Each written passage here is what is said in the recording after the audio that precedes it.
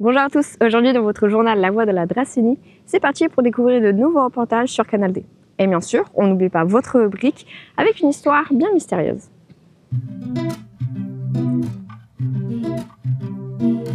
Actuellement, comme vous pouvez le voir, je suis entourée de soleil, de verdure, d'arbres. Je suis actuellement à Aix-en-Provence à la passerelle d'Himalayenne. Ici, depuis le 9 avril 2021, cette passerelle mesure environ 70 mètres et d'une hauteur de 30 mètres. Cet ouvrage réalisé par la Dracénie Provence-Verdon Agglomération en collaboration avec l'équipe municipale. Comme vous pouvez voir, cette traversée et ces ponts de vue panoramiques extraordinaires sur la rivière, le village et son environnement verdoyant. Et tout de suite, votre programme du journal. La Maison Fantôme, un air de fête à l'hôpital et Info Jeune Draguignan seront les programmes de votre journal. Actuellement, nous sommes à l'hôtel départemental des expositions du Var, avec une exposition mystérieuse, intrigante, qui nous pousse à nous poser des questions. Un reportage signé Cheyenne Fernandez.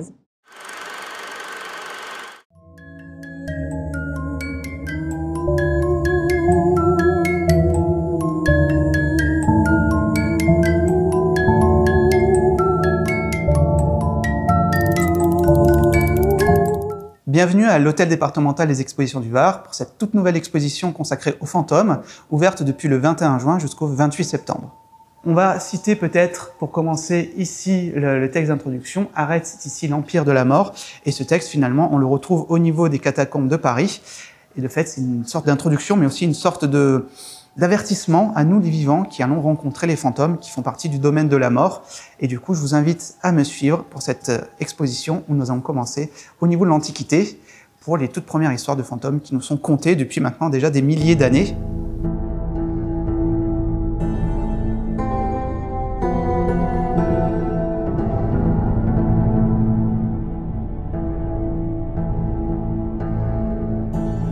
Cette stèle babylonienne datant d'environ 400 ans avant notre ère est conservée au British Museum et représente l'histoire, peut-être, du tout premier fantôme. L'exemplaire présenté ici à Draguignan est une reproduction de l'original. Nous avons aussi décidé pour finalement la compréhension de l'œuvre de reproduire en haut les images qui vont nous donner finalement le détail et le descriptif de cet objet. Donc on va retrouver sur cette représentation deux personnages, un ici qu'on retrouve là, et un autre ici. En fait, nous avons ici un fantôme qui se retrouve finalement pris en laisse par un personnage qui est ici, qui serait certainement une sorte de nécromancienne, donc une mage liée au domaine de la mort. Et en fait, pourquoi elle fait ça? Pourquoi elle vient capturer un fantôme? Tout simplement parce que un fantôme a plusieurs capacités pour finalement essayer d'espionner ses ennemis. Le fantôme va pouvoir néanmoins, toutefois, traverser les murs, donc ça c'est une de ses premières compétences. Deuxième compétence du fantôme, celui-ci, vous le savez, il va pouvoir voler. Et enfin, le fantôme va pouvoir aussi, pourquoi pas, essayer d'écouter et de voir ce qui se passe à travers, finalement, des lieux qui seraient totalement inaccessibles à ce personnage qui est ici. Et en fait, si on avait la chance de pouvoir retourner cette tablette, on retrouverait un texte en cunéiforme qui nous expliquerait finalement le rituel pour essayer d'asservir un fantôme et en faire son serviteur.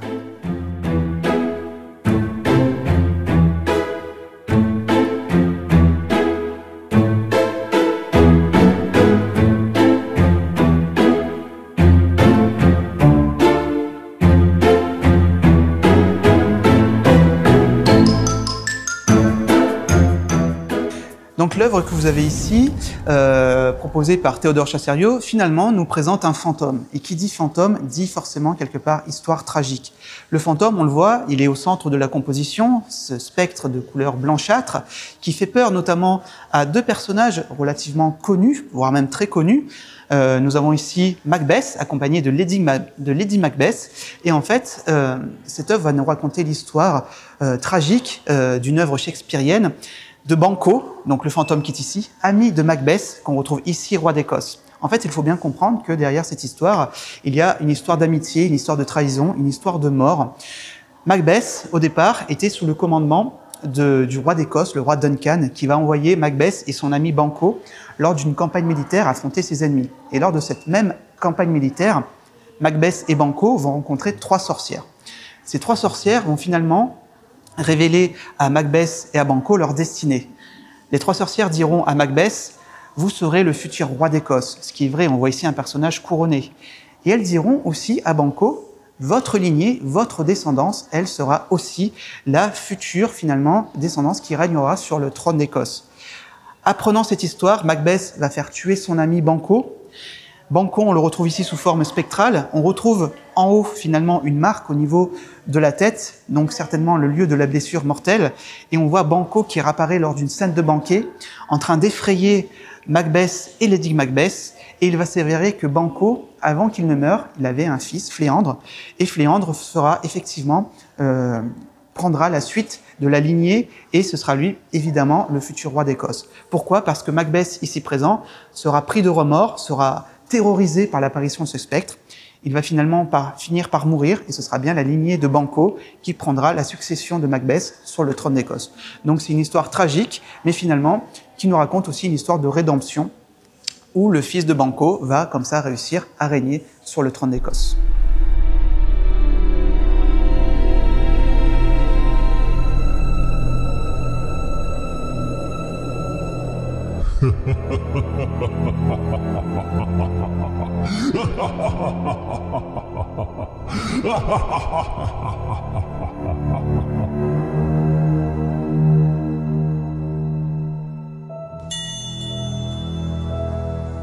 Pionnier du dialogue entre les vivants et les esprits, Allan Kardec, né Louis Hippolyte Léon Denisard Rivail, est l'un des personnages clés de cette exposition. Considéré comme un grand maître du spiritisme, c'est à la suite d'un contact avec un esprit, un fantôme, qu'il adopte le nom d'Allan Kardec, sous lequel il fondera la doctrine spirit. Allan Kardec, finalement, c'est un personnage qui va aussi s'inspirer d'une mode qui viendra des États-Unis, qu'on appellera le spiritualisme, mis en avant par trois sœurs, les trois sœurs Fox. Et en fait, cette mode, petit à petit, va se décliner jusqu'en Europe. Et en Europe, on va appeler ça plutôt le spiritisme. Le spiritisme, qu'est-ce que c'est? C'est finalement, l'objectif, c'est de rentrer en contact avec les morts en utilisant, pourquoi pas, des objets, notamment une table en forme de guéridon, aussi en faisant appel à des médiums. Et Allan Kardec, finalement, se révélera peut-être l'un des plus grands maîtres spirites qui existent encore aujourd'hui. Pourquoi je dis encore aujourd'hui? Parce que finalement, le kardécisme, qui est une sorte de religion, qui est vénérée au Brésil notamment, c'est une pratique qui veut que nous puissions rentrer en contact avec les esprits en utilisant différents ustensiles. On va pouvoir utiliser un stylo, du papier. On va voir notamment ici, dans cette vitrine, des grands maîtres spirites, notamment qui viennent tout droit du Brésil, Renata de Souza, qui va nous proposer comme ça des écritures spirites, donc directement en contact avec l'au-delà. Et Allan Kardec, on va pouvoir aussi retrouver notamment sa tombe. Ici, vous en avez des photographies, donc au cimetière du Père-Lachaise à Paris. Et lorsque vous êtes suffisamment en contact avec Allan Kardec, vous allez pouvoir directement poser votre main sur le buste d'Allan Kardec à Paris, et pourquoi pas rentrer directement en contact avec lui et avoir comme ça directement une communication avec l'au-delà.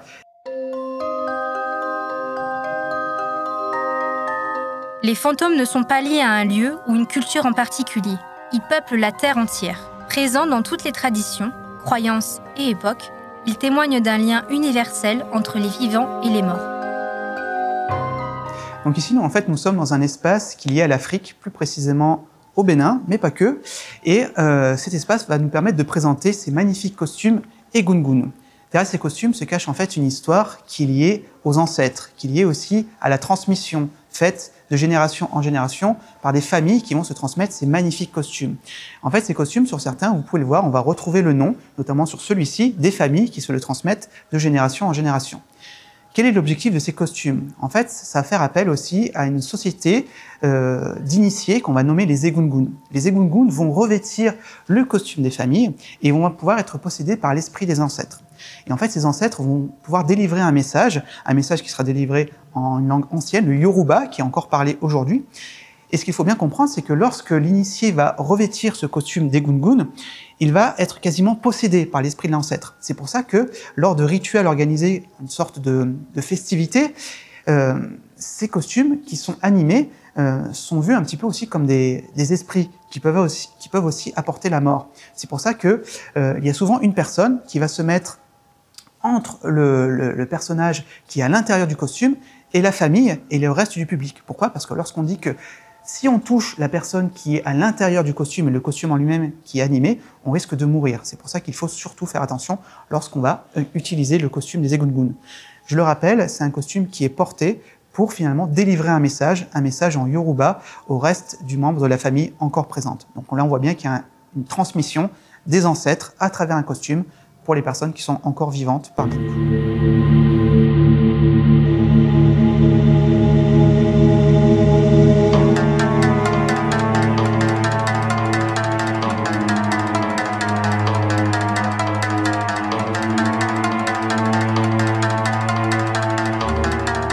Nous sommes dans un lieu spécialement recréé ici pour finalement évoquer la cérémonie du 100 bougies. Nous sommes au Japon et en fait cette cérémonie consiste à invoquer un spectre. Comment ça se passe? En fait, ce sont souvent des jeunes gens qui vont se mettre au défi lors d'un soir du mois d'août de vouloir faire venir un fantôme ici sur notre monde terrestre et sur notre monde matériel.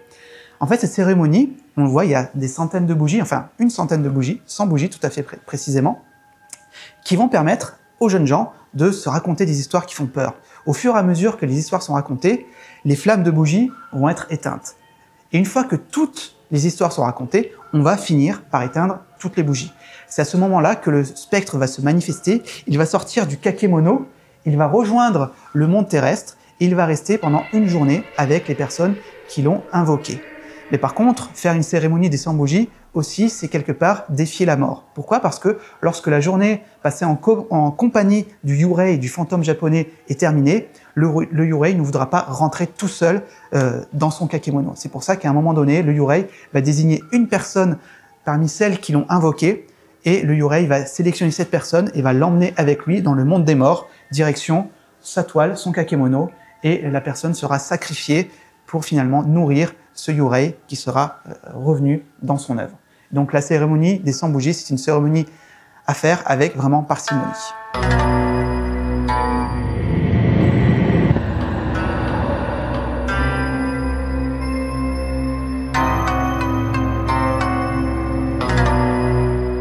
Alors cette exposition, on la doit notamment donc au commissaire qui va faire un corpus d'œuvres. Donc il va sélectionner des œuvres dans un premier temps.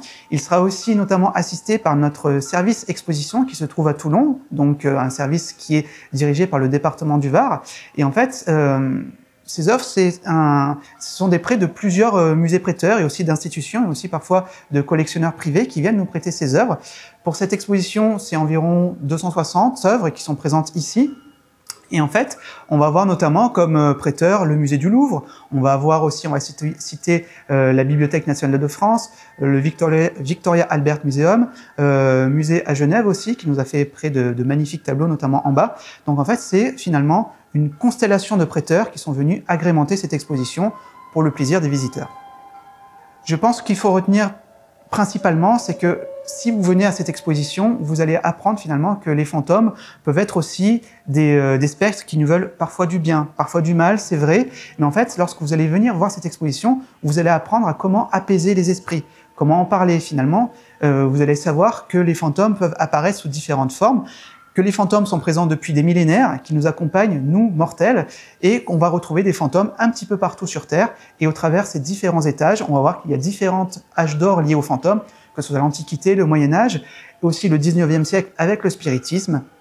Et vous allez aussi apprendre que les fantômes sont omniprésents, que ce soit en Afrique, au Japon, en Asie généralement, et aussi, pourquoi pas, jusqu'en Amérique. Les fantômes sont vraiment présents.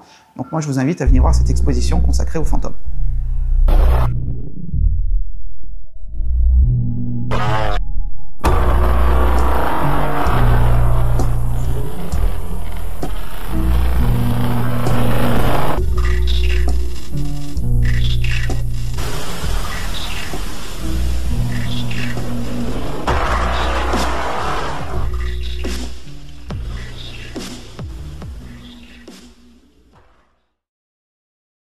Bon, si vous avez aimé le reportage ou l'exposition fantôme, vous avez jusqu'au 28 septembre pour le découvrir. Moi, je vais pas rester très longtemps ici. Et tout de suite, on va découvrir une association, l'association Phonambule, qui offre de leur temps et de leurs chansons au chevet des malades. Et cette année, pour la fête de la musique, ils ont décidé de faire un petit passage à l'hôpital de Draguignan. Un reportage signé Stéphanie Higle.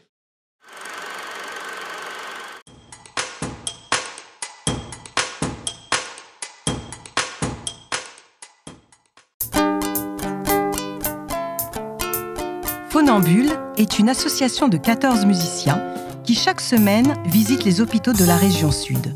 Aujourd'hui, ils étaient à l'hôpital de Draguignan pour le plaisir des enfants et des nourrissons dans le service pédiatrie. Musicien au sein de Phonambule depuis maintenant 20 ans à peu près. Voilà, au chant, à la guitare, au trombone. J'ai rencontré Phonambule à l'occasion de mon diplôme pour être musicien intervenant dans les écoles et en fait il y avait une option, on va dire, enfin une sensibilisation à la musique en milieu hospitalier et donc ça a été une super rencontre. Ils m'ont proposé de continuer au-delà de l'intervention et j'ai fini par abandonner les interventions au milieu scolaire pour me consacrer qu'aux interventions au milieu hospitalier. J'ai la chance de jouer pour Phonambule depuis 2006, donc il y a bientôt 19 ans. L'association m'a fait confiance et j'ai commencé à intervenir donc toujours en duo. La première fois, c'était à l'hôpital de la Seine-sur-Mer avec un musicien qui fait toujours partie de l'association et qui est contrebassiste. Et voilà. Et donc depuis, je vais une fois ou deux fois dans la semaine dans les services, soit pédiatriques, soit de néonates, soit gériatriques, à travers toute la région sud. Quand ça pèse le jour des choses, dans mon tout petit temps. Cette fois-ci, les musiciens étaient accompagnés de l'artiste peintre Marta Barachina pour dessiner et distribuer les portraits des petits et grands. J'ai été contactée par Caroline, qui est une amie, très amie à moi depuis longtemps. Et elle m'a proposé de venir ici à l'hôpital et je n'ai pas hésité. Je la suis depuis longtemps, toutes les choses qu'ils font à Phonambule et j'adore la générosité, l'amour qu'ils mettent dans chaque petit détail qui font la différence. Alors je n'ai pas hésité de venir à collaborer un peu. Aussitôt que il est tout, il sort sa tête. En fait, autour de la musique, il y a des émotions qui circulent, il y a des nœuds qui se dénouent, et notamment à l'hôpital. Et ça peut être très bref, ça peut durer 5 minutes, mais maintenant, avec l'expérience, on voit que ça laisse une trace, ça laisse il y a quelque chose de très important dans ce petit moment de grande qualité sans quantité. Des nouveau-nés jusqu'aux enfants, la musique à l'hôpital calme, rassure, mais surtout suscite toute l'attention. L'objectif principal, c'est quand même la rencontre. C'est pas le résultat forcément musical. Ce qui est important, c'est d'être à l'écoute de ce qui se passe entre les personnes qu'on rencontre. Voilà.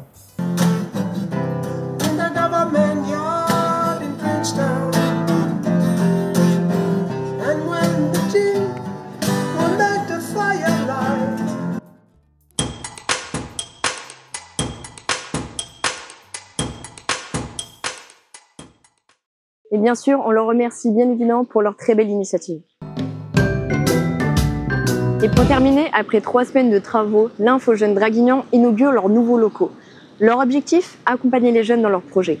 Un reportage signé Clara Lecoz, Livio Thévenot et Paola Papas.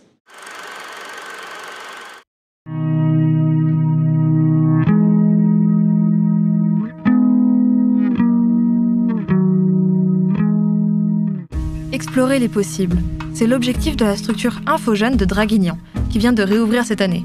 Que ce soit pour se renseigner sur son orientation professionnelle, pour booster son CV ou pour ouvrir ses horizons, la maison Info Jeunes est là pour accompagner les jeunes de 12 à 30 ans.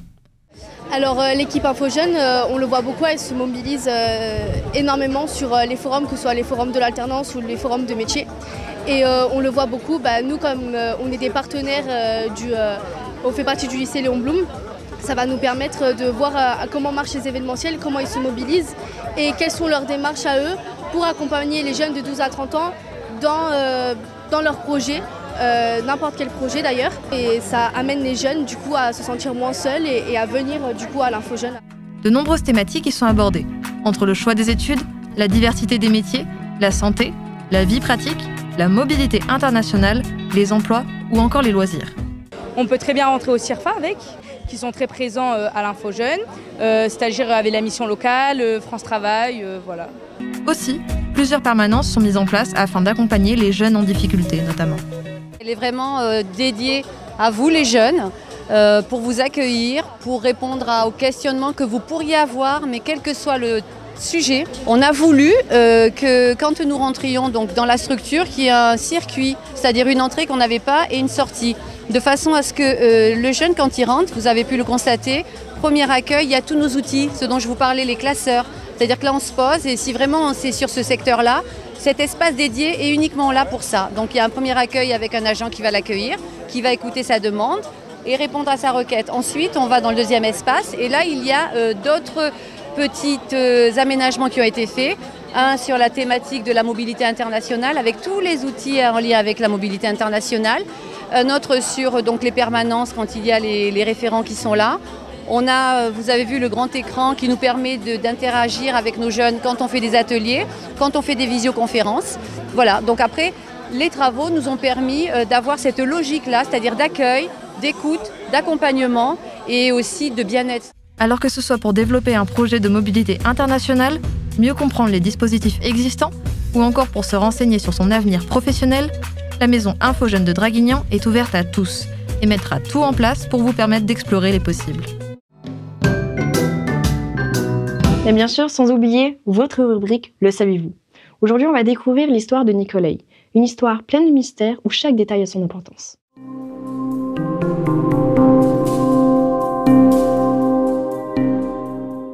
Le saviez-vous qu'il y a eu une affaire à Tronçon-Provence sur un ovni? C'était un soir d'hiver, le 8 janvier 1981, dans le paisible village de Tronçon-Provence, niché dans le Var. Renato Nicolai, un homme simple et travailleur, était occupé sur sa priorité en train de régler des machines agricoles. Quand soudain, un bruit étrange attira son attention. Ce n'est pas un avion, ni une voiture, ni un outil, mais un sifflement aigu, comme un souffle venu de nulle part monta du ciel. Il leva les yeux et vit une forme bizarre descendre rapidement, comme un disque lumineux et atterrit doucement dans un champ voisin. L'objet était étrange, en forme de soucoupe volante d'environ 2,5 mètres de diamètre, d'un gris métallique avec une surface lisse sans ouverture apparente. Renato resta figé, observe la scène. L'engin sembla flotter au-dessus du sol, puis se posa délicatement pendant moins d'1 minute. Il reste là, immobile, silencieux. Puis sans un bruit, il s'évala verticalement et laissa derrière lui un léger sifflement et disparut dans le ciel. Le lendemain, Renato, toujours aussi calme, raconte ce qu'il a vu. Dès le lendemain, le 9 janvier, les gendarmes de Draguignan sont sur le terrain pour constater. De quelle couleur était-il? Plomb. Matola. Il n'y avait pas d'insigne, de marque non, dessus? Non, il n'avait rien du tout. Una soucoupe, si on l'avait appelé. Ce n'est pas un homme à faire des histoires. Il n'a rien cherché d'apparent, il n'a pas parlé de petit homme vert. Il a juste vu quelque chose d'inexpliqué, intrigué et un peu inquiet. Renato alerta les autorités. Le GEPAN, qui est le groupe d'études des phénomènes aérospatiaux non identifiés, avec l'unité du CNED, Centre national d'études spatiales. Donc il décide d'envoyer des enquêteurs pour examiner le site. 6 laboratoires ont décelé la présence de sodium, de titane et de magnésium. Les analyses ont révélé que le sol a été soumis à un échauffement de 600 degrés. Le GEPAN reconnaît donc qu'il s'est passé quelque chose de tout à fait anormal. Ce qu'ils découvrent, étonnamment, même plus sceptique. Sur le sol, des marques circulaires comme si un objet lourd avait écrasé la terre bien visible. La végétation autour semblait avoir subi un choc. Les feuilles montraient des traces d'altération chimique, comme si elle avait été exposée à une chaleur intense. Bon, après, on est un peu dans le sud. On a une forme d'énergie mystérieuse. Malgré toutes les analyses, aucune explication naturelle ou humaine ne pouvait justifier ces phénomènes. Vous savez, il s'en produit sans arrêt des histoires d'ovnis. Notamment dans notre région? Notamment dans notre région. Et puisque nous sommes dans notre région, je me souviens entre autres, quand j'ai fait de nombreuses observations au sol avec mon ami et complice Guitarade, je me souviens d'une observation que nous avions faite à Brasse, également dans le Var, où tout de même la terre était vitrifiée sur 30 cm de profondeur. Les enquêteurs concluent que quelque chose d'inhabituel s'était réellement posé là. Mais qu'est-ce que c'était? Personne ne pouvait le dire. Et cette vitrification de la terre correspondaient à une telle température, on ne pouvait pas envisager qu'un engin connu les provoquait. Depuis ce jour, l'affaire de Tronçon-Provence reste une énigme fascinante. Un des rares cas d'OVNI, en tout cas, à des preuves physiques viennent appuyer un témoignage fiable. Depuis, personne n'a pu expliquer vraiment ce qui s'est passé là, ce jour-là à Tronçon-Provence, mais Renato Nicolai n'a jamais changé sa version des faits. Il n'a jamais cherché la gloire, il a simplement vu ce qu'il a vu. Et aujourd'hui encore, le champ est là, tranquillement. Certains habitants disent que parfois on y ressent une atmosphère particulière, mais rien d'effrayant pourtant. Un mystère qui continue de nourrir les rêves et les débats autour des visiteurs venus d'ailleurs. Et merci à vous en tout cas d'avoir suivi votre journal La Voix de la Dracinie. On se retrouve très vite avec des nouvelles histoires inspirantes, intrigantes, avec des émotions sur Canal D.